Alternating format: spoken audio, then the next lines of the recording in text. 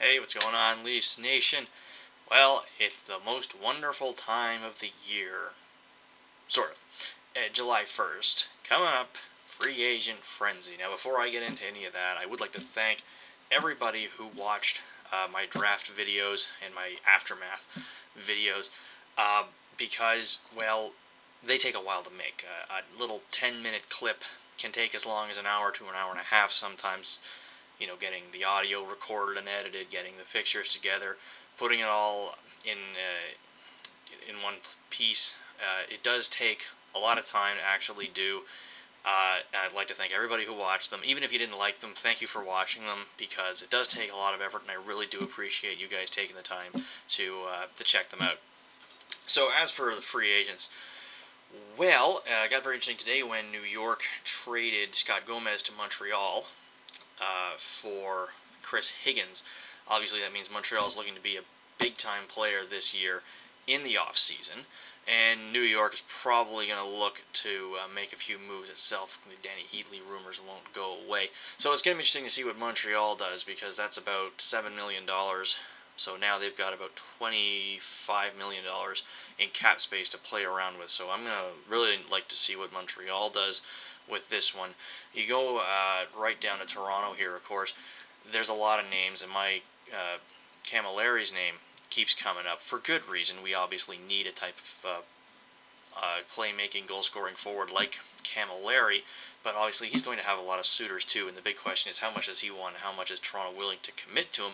Toronto does have about $16.5 million in cap space and a lot of players signed, so I'm not thinking it's going to be too difficult for the Leafs to land somebody. There was some thoughts being rolled around that Mike Komisarek might be a good fit for the Leafs. That's not going to happen unless Toronto makes some trades here, and I really don't see Brian Burke forking over the kind of money that Komisarek wants for his type of player. Don't get me wrong, Komisarek is a very, very good player in his own end, but at the other end of the ice, not so much, and he does make a lot of errors at the offensive blue line. Does lead to a lot of turnovers, and I'm not sure if we really want to absorb that kind of a player onto a team that is still trying to get its act together and find that identity. Moving out into the western provinces of Canada, Edmonton wants to be a player. They won't go away in the Danny Heatley stories, but I don't think they're going to be signing any free agents. Calgary has made an offer to Bouwmeester. I don't know the details just yet. I haven't found out. We interrupt this broadcast for some breaking news. Jay Bouwmeester has signed a 5-year deal with the Calgary Flames with an average cap hit of $6.6 million per season. Jay Bouwmeester, Flames, done. So, whether or not Bouwmeester takes it is going to have a huge impact on the Flames, because if Bouwmeester takes that deal... Obviously, you were not listening, moron. Then Dion Phaneuf's days in Calgary are done. Where he goes and what Calgary gets back for him would be very interesting, in my opinion. And then, of course, there's Vancouver, who currently have Marian Gaborik, both the Sedin twins, and Roberto Luongo in contract rumors. Luongo, of course, is not going to be a free agent this year, but contract extension is the big talk there. The Sedins want 12 years and $60-odd million each. The Canucks are willing to give them the $60-odd million, but not 12 years, and who can really blame them for that? I think that if the Twins really do want to stay in Vancouver, they're going to have to lower their price. Actually, I think if the Twins want to keep playing in the NHL, they're going to have to lower their price and the length of their contract, because no one is going to take both of those guys for 12 years, and let's face it, they're going to go together. They're a package deal. Marian Gaborik and Martin Havlat. Wow. Here are two fabulously talented players, amazing speed, and they're always hurt. Did you know that last year, Marian Gaborik played, 17 games? 17! Martin Havlat played 81 games last year and was not injured for the first time in his entire NHL career. Only once since he's one season since he started playing in the NHL.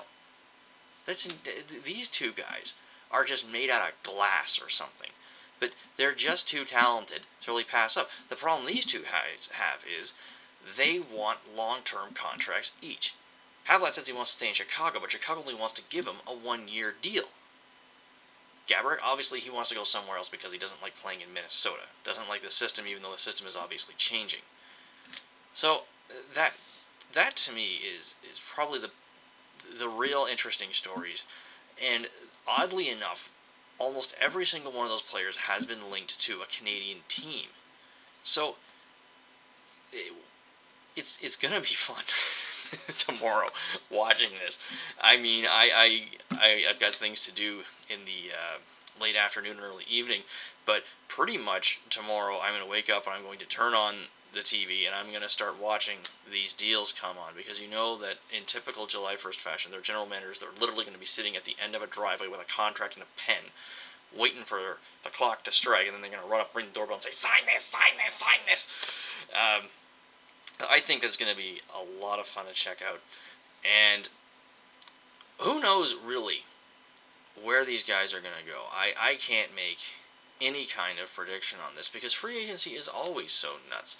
I'm just going to say, I think that the first move Brian Burke is going to make, starting tomorrow, is not signing a free agent. I think the first move he's going to make is a trade, and I think Thomas Kaberle has played his last game in the National Hockey League. He is eligible to be traded starting midnight tonight.